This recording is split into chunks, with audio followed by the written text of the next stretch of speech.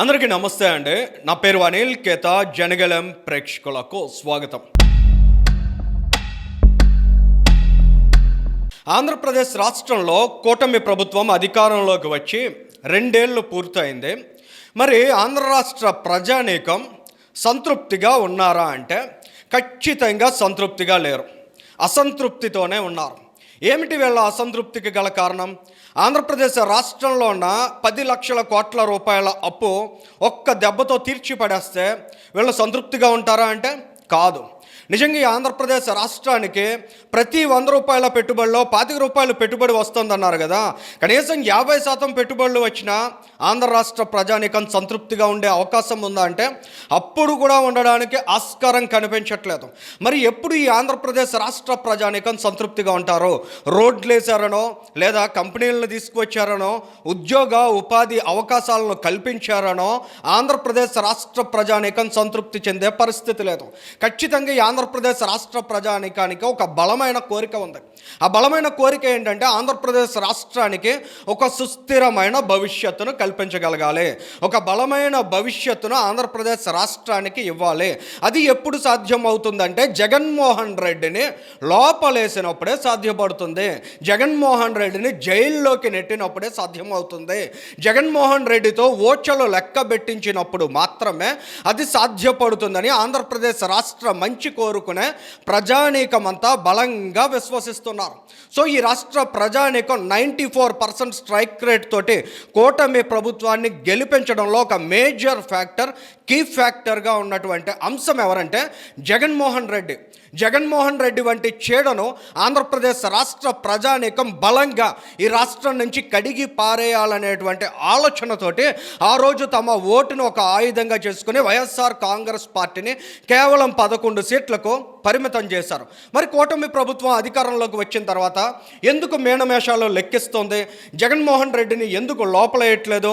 ఆయన చేసిన అనేక తప్పులు కళ్ళ ముందు కనిపిస్తున్నా కూడా ఎందుకని జగన్మోహన్ రెడ్డిని అరెస్ట్ చేయట్లేదు అనేటువంటి ప్రశ్న కూడా చాలామందిని వేధిస్తోంది.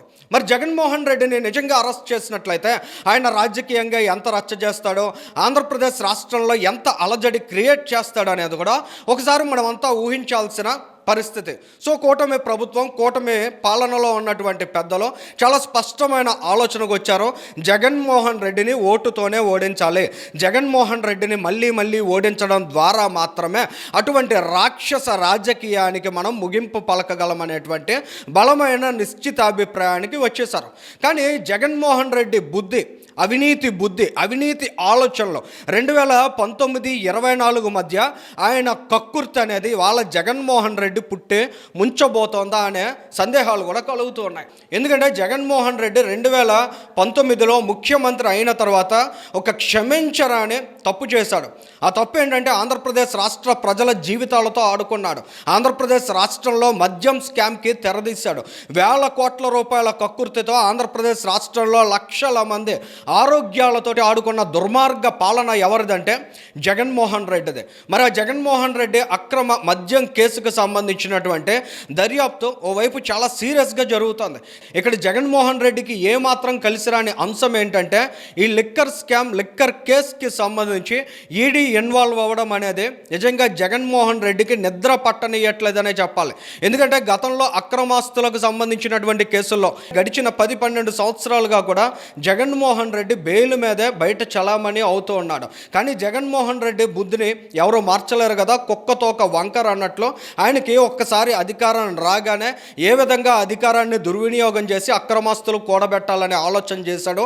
అందులో భాగంగానే ఆంధ్రప్రదేశ్ రాష్ట్రంలో లిక్కర్ స్కామ్కి పాల్పడ్డాడు.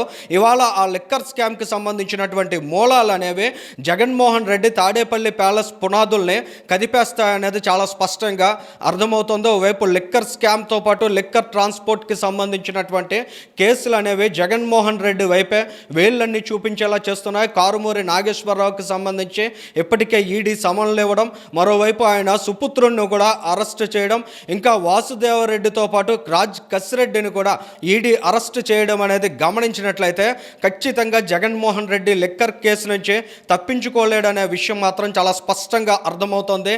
జగన్మోహన్ రెడ్డి అరెస్టుతోనే ఆంధ్రప్రదేశ్ రాష్ట్రానికి నిజమైన స్వాతంత్ర స్వాతంత్రం వచ్చిందని ఈ రాష్ట్ర ప్రజానీకం భావించేటువంటి పరిస్థితులు ఉన్నాయి. కాబట్టి ఈ రాష్ట్రంలో వేలాది మంది ప్రాణాలను పొట్టనబెట్టుకొని జగన్మోహన్ రెడ్డి వెనకేసుకున్న కాసులు అనేవి ఖచ్చితంగా జగన్ రెడ్డి రాజకీయ జీవితానికి చరమగీతం అయితే ఈ రాష్ట్ర ప్రజానీకం ఆశిస్తున్నారు. ఈ వీడియోకి సంబంధించి మీ అభిప్రాయాన్ని కూడా కామెంట్ చేయండి. Thank you.